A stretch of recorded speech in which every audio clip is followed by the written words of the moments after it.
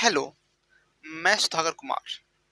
वायुमंडल वायुमंडल पृथ्वी के तापमान को संतुलित रखने में मदद करती है। यह गैसों का मंडल है, विभिन्न प्रकार के गैसों का मंडल है। अभी के वायुमंडल और पहले के वायुमंडल में गैसों के संगठन में अंतर था। पहले के वायुमंडल और अभी के वायुमंडल की बात किया जाए तो दोनों में कॉमन बात मिलेगा, वेपर, कार्बन डाइऑक्साइड, नाइट्रोजन पहले भी थे, आज भी हैं। पहले अधिक मात्रा में अमोनिया और अमोनियम पाए जाते थे, लेकिन अभी के वायुमंडल में hydrogen, helium, neon, argon, krypton, xenon पाए जाते हैं। अभी के वायुमंडल में ऑक्सीजन, पहले के वायुमंडल कार्बन डाइऑक्साइड से आया। प्रश्न उठा कैसे? बड़ी संख्या में शैवाल कार्बन डाइऑक्साइड पर प्रतिक्रिया कर करके यह ऑक्सीजन में परिवर्तित किए। वायुमंडल के मुख्यतः 3 संगठन हैं: गैसें, धूलकण और जलवाष्प। धूलकण प्रकाश के प्रकीर्णन में मदद करते हैं, साथ ही साथ संघनन में भी ये धूलकण सहायक है। जलवाष्प ताप को संतुलित रखती है और वर्षा में सहायक होता है। जलवाष्प वायुमंडल की 5 मुख्यतः परतें हैं। पहला क्षोभमंडल, जिसकी ऊंचाई ध्रुवों पर सबसे कम बोले तो 6 से 8 किलोमीटर के बीच में।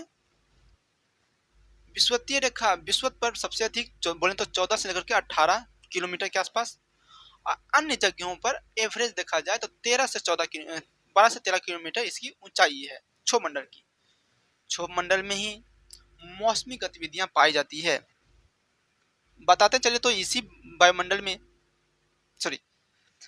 हेलीकॉप्टर इसी मंडल में उड़ते हैं, लेकिन जहाजें समताप मंडल में उड़ता वायुयान भरती है। वायुमंडल के अधिकतर जो द्रव्यमान है वो क्षोभ मंडल में देखने को मिलता है। इस वायुमंडल में 165 सेंटीमीटर की ऊंचाई पर 165 मीटर की ऊंचाई पर 1 डिग्री सेल्सियस तापमान में वृद्धि देखने को मिलता है। बात करते हैं समताप मंडल की। इस मंडल की ऊंचाई 18 से लेकर के 50 किलोमीटर के बीच है। निचली परतें ओजोन मंडल की उपस्थिति है निचले मंडल में, जबकि ऊपरी परत में कभी कभी क्लाउड बनते हैं, जिसे हम मदर ऑफ फेयर्स बोलते हैं। समताप मंडल एक शांत मंडल है और इसी मंडल में वायुयान उड़ा करती हैं। क्षोभ मंडल और समताप मंडल को क्षोभ सीमा अलग करते हैं। ध्रुवीय क्षोभ सीमा का तापमान कहीं ज्यादा है विषुवतीय क्षोभ सीमा के तापमान से। मध्य मंडल में ही उल्काएं जलना प्रारंभ कर देती है। मध्य मंडल समताप मंडल और आयन मंडल के बीच में है। ऊंचाई के साथ मध्य मंडल में तापमान में कमी होती है और मध्य सीमा तक आते आते तापमान ये नेगेटिव में भी चला जाता है, ऋणात्मक भी हो जाती है। इस मंडल की ऊंचाई 50 से लेकर के 80 किलोमीटर के बीच है। आयन मंडल दूरसंचार व्यवस्था के लिए बहुत ही महत्वपूर्ण मंडल है ये, और इस यहाँ पर गैसों के अलग अलग परतें पाई जाती है ना। हाइड्रोजन के अलग, ऑक्सीजन के अलग, अन्य गैसों के अलग अलग। इस मंडल की ऊंचाई 80 से लेकर के 640 किलोमीटर के बीच है आयन मंडल की। यहाँ गैसें आयनीकृत होती है, कारण कॉस्मिक रे, अल्ट्रावायलेट रे के कारण यहाँ के जो वायु हैं, गैसें हैं, उसके बॉन्ड टूट जाती है। इसलिए ये गैसें यहाँ क्या होती है, आयनीकृत अवस्था में पाए जाते हैं।